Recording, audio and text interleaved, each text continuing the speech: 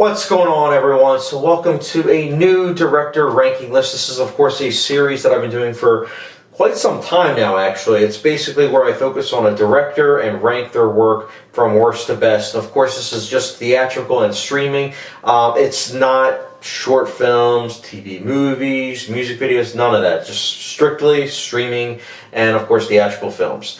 Now, keep in mind, I've done other directors, of course, like Paul Thomas Anderson, Wes Anderson, David Lynch, David Fincher, Christopher Nolan, a slew of others. You can check that down below. But guys, you clicked on the video. You know it. Adam McKay's films ranked worst to best. He's a comedian-based director. Like, a lot of his movies are comedies. Actually, come to think about it, they're all comedies to some extent. And I was looking at it, I realized I had seen all of his movies, and I was like, I may as well rank them, you know, why not?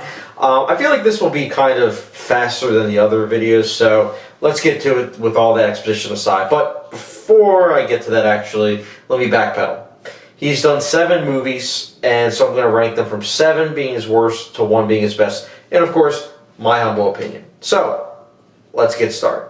My number 7 is Anchorman 2. And the full title is Anchorman 2, The Legend Continues. I actually saw this in theaters. I wasn't too big of a fan of it, to be honest. Maybe I need to rewatch it, but when I saw it in theaters, I really didn't find it funny.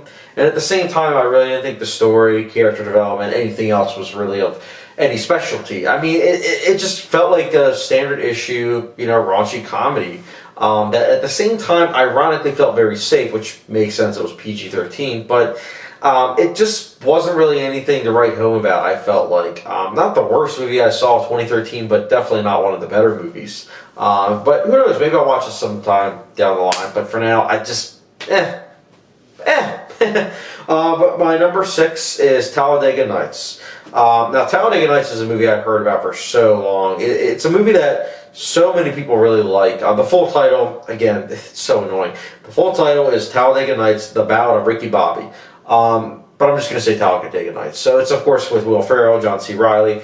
I think this movie's okay. I actually first saw it a couple of years ago, ironically. I know so many people that saw it, you know, years before, like even before they reached high school. But for me, it was like, you know, after college.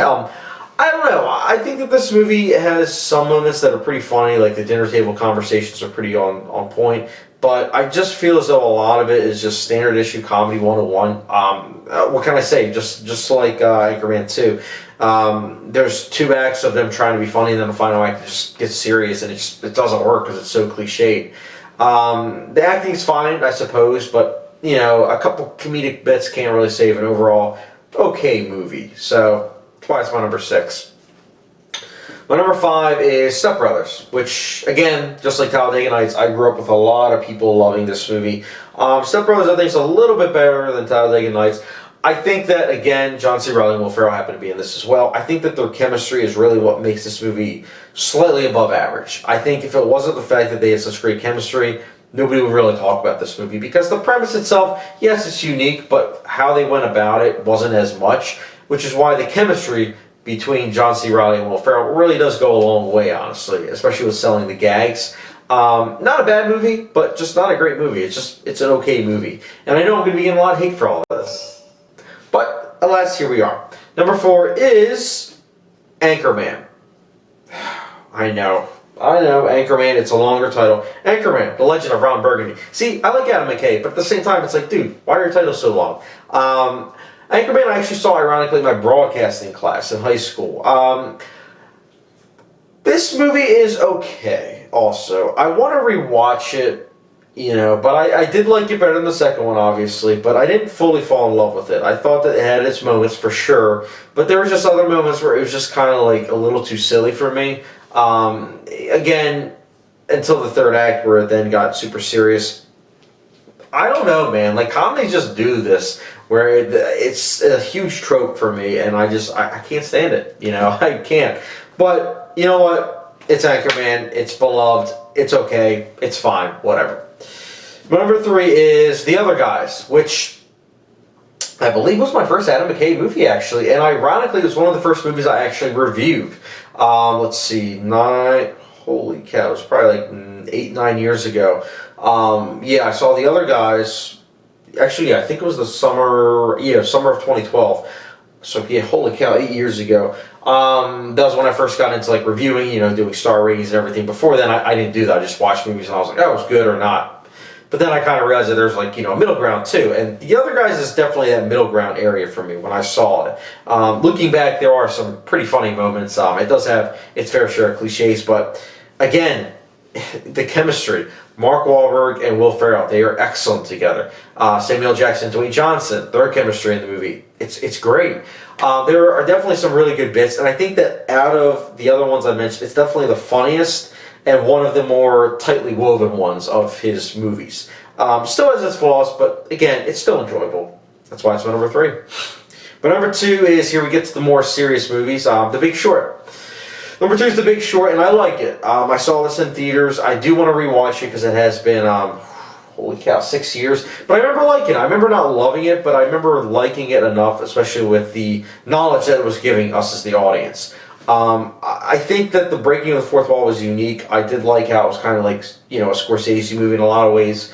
And I also liked how it was more serious than McKay's other movies because, yes, there were some funny bits in this movie, but the dramatic bits woven into the movie work so well because it feels more balanced. It doesn't feel like that 2/3 of trying to be funny and 1/3 of failing at drama. No, it's more cohesive, and I think that works really well with The Big Short. And also with my number 1. So, without further ado, my number 1, which is going to be a controversial pick, I'm sure. My number 1 is Vice. I know, I don't know The Big Short yet. I need to rewatch it, and then we'll see if it's going to make my collection, which, if you make my collection, something must be special about you. Vice is good, really good, actually. I like it. I think that it works better than The Big Short, at least the 2 times I've seen Vice so far.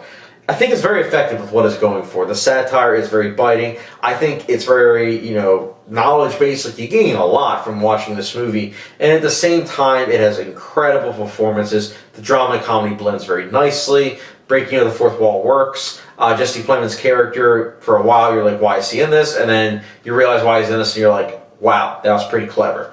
Overall, I like this movie. That's why it's in my collection, and that's why it's my number 1. As far as Adam McKay goes, I like that he's matured as a director.